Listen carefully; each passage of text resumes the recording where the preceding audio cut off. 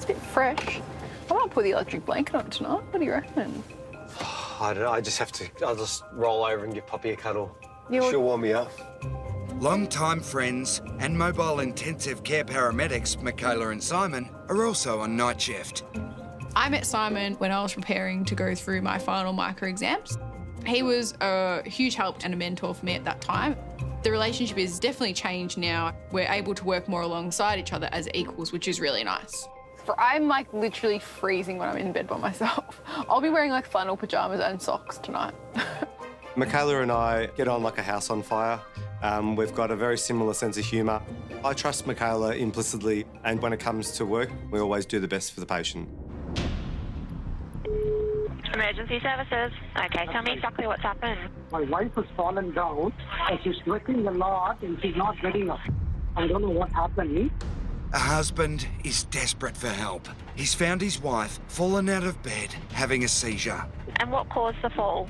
I don't know. Can you ask her?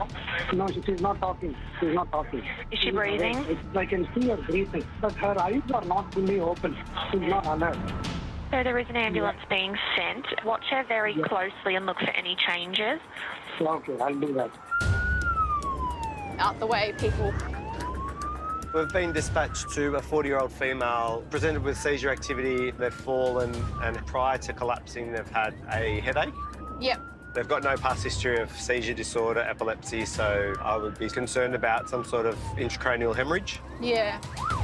This patient's 40 years old, so that's obviously quite young to be presenting like this. But my first thought is she having a stroke, whether it be a clot or a bleed in her brain causing her to have a seizure, or there could be something else going on. Simon and Michaela get an update from another crew already on scene who just witnessed a further 2 seizures. The patient has had an MCA a couple of days ago, and then she's got a background of headaches today. 30 years. We just had an update that the patient has recently had a car accident. This could mean that she could have bleeding on the brain, but we need to keep an open mind because she could have an infection or a brain tumour. The initial car will treat with some midazolam, which they're administering now, and then we'll just see where we end up from there. Yeah. Someone having multiple seizures that don't stop is a serious concern for us, and they are very time critical. The longer that these patients seize, the more damage can be done to their brain, so we want to stop that from happening.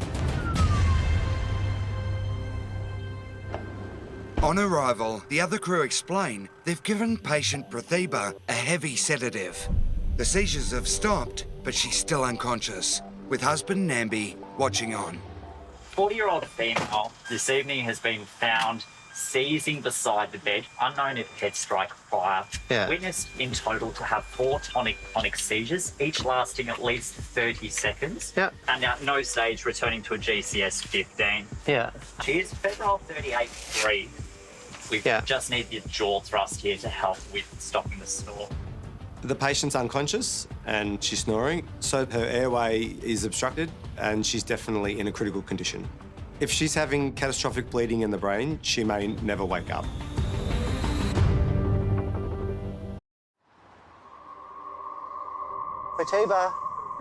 Pratibha. Simon and Michaela have some crucial decisions to make to save the life of mother of 2, Pratibha. She's had 4 seizures with no regaining consciousness. Her airway's not patent. Snore at 86% initially. Yep. Pratibha's in immediate life threat. She could have a brain tumour or bleeding on the brain. So it is concerning, okay? The fact that it's happening now for the first time since she's 40, it needs to be investigated. She needs to have a CT scan and all that. It all just happened out of nowhere. Pratibha was supposed to take my son for a tennis lesson, and my son was still sitting on the couch here. And I asked him, what happened? It's 6 and you're still here. He said, no, Mama has not yet come out of the room. So then I went to check, and that's when I noticed that she was down and not responding at all. And my son started yelling, Mama, what happened? And then my daughter started shouting, oh, Mama's dying. I'll just quickly pop a line in. Involved in MVA 2 days ago. So does she have any lumps or bumps on her head? No, I don't feel any trauma here. Her pupils are equal and reactive to light. Yeah. So we'll RSI her. Because this patient's been seizing for so long, she's now unconscious and her body is quite fatigued. She's also not breathing properly and she's not protecting her airway. So we need to now intubate her. It's a tube that allows us to make sure she's getting enough oxygen to survive. I'm happy to go around there, guys, if everyone's ready. With an ambulance branch just around the corner, it's a safe, controlled and private location to perform the risky procedure necessary to give Prathiba the best chance of survival. We've got everything ready. Fluid loaded. Yep. Intubating Prathiba is not a decision that we're making lightly, but without it, she's not protecting her airway, she's not breathing properly, which means that there's a lack of oxygen and nutrients getting to the brain tissue, and over time, this tissue will start to die. It can lead to then long-term deficits in these patients, serious disability, and then in some cases, it can cause death. So roles allocated? Yep. So, Michaela, you're going to do the intubation. Josh, you're going to be the airway assistant. I'm going to be administering drugs. Chris is going to keep an eye on the monitor. We're going to call out a critical desaturation. If her stats go below 90%, call it out. We'll abort the attempt and reoxygenate. So if you're ready to go? Yep, I am. So 110 milligrams, so 11 mils. We need to sedate Prathiba and then paralyse her. We'll do that using ketamine, which is an anaesthetic agent, which will put her to sleep. 70 milligrams of rocuronium. And then the rocuronium will paralyse all her muscles, which will allow us to place a tube without her gagging. Go for it. That's a minute. We need to perform this swiftly and safely because Prathiba's not breathing and we're not able to breathe for her until the tube is secured.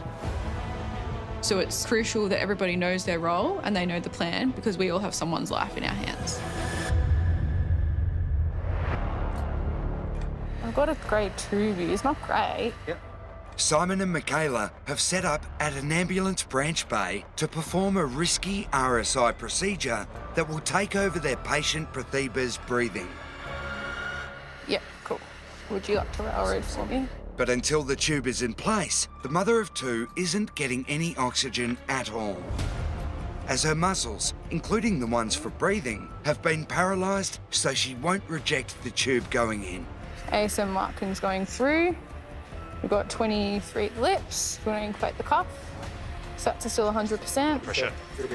Moving version, good blood pressure. You go, Simon. So now waiting for capnography. Good waveform, respiratory waveform. Yeah, 37. I agree. Okay, so team, we're confirming that that tube is in the right place. We've done our supplementary checks. Yep. They're all good. Yep. Oxygenation is good, so ventilating at the appropriate rate.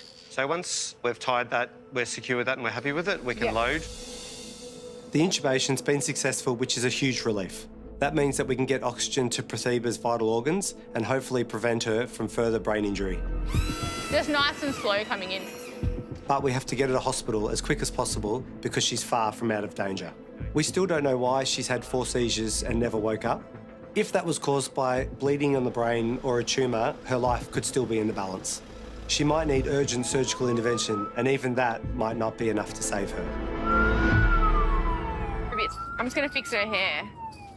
Number 1, it gets in the way. And number 2, I feel like I'd want someone to fix my hair. Yeah. Looking after people is really important to me, and if that was my family member or it was me, I'd want someone to look after me the same way. I think it's all about the little things that we do to ensure we care. Husband Nambi is following the ambulance to hospital. I'm definitely worried that she's not going to survive this. And I have 2 kids. How are they going to react? She's irreplaceable for all 3 of us. There we go. Maybe she's got something like a meningioma or something that's growing. Yeah. Like, you never know. Sure. People can go weeks or months or years with a brain tumour and not actually know it's there. And then one day something changes and they start experiencing symptoms, and seizures are one of those things that someone can experience. Prathiba will have a brain scan and they can find out exactly what's going on. All right, you got it for I got the tube? Yeah, thanks. I definitely have my fingers crossed that these seizures are from an infection, which is still quite serious, but I really hope it's not from a large bleed or a really big brain tumour, and this really causes long-term deficits for her, or even that she will pass away from this event. Prathiba. She's had 4 seizures with no regaining consciousness. 40-year-old Prathiba suffered several terrifying seizures at home. So if you're ready to go, Yep, I am. Simon and Michaela had to perform a dangerous but life-saving procedure at a local ambulance branch to stabilise her breathing. It's my turn, right? Who wants some popcorn? Me! There, here, ready? After 2 weeks in hospital, Pratibha is finally back home with husband Nambi and their 2 kids. Pratibha had a brain tumour. It was benign, but the doctors needed to surgically remove it straight away. When doctors told me I had a tumor, I had tears in my eyes. I just couldn't believe. But I'm really happy that I didn't have to go through any chemo or radiation therapy. And I'm thankful to God that it was non-cancerous. Pratibha will need scans in 6 months' time, but it's hoped there won't be any long-lasting effects from the tumour. I missed you all so much. We missed you so much too. Yes, I know. You were crying for me daily. I'm so happy that she's back home. She's a very loving mother, loving wife. She always takes care of us. I cannot imagine a life without Pratibha. I am the monument. If the paramedics hadn't come, I wouldn't have seen my family. So I am extremely grateful. I love you, Mommy. I love you too, baby.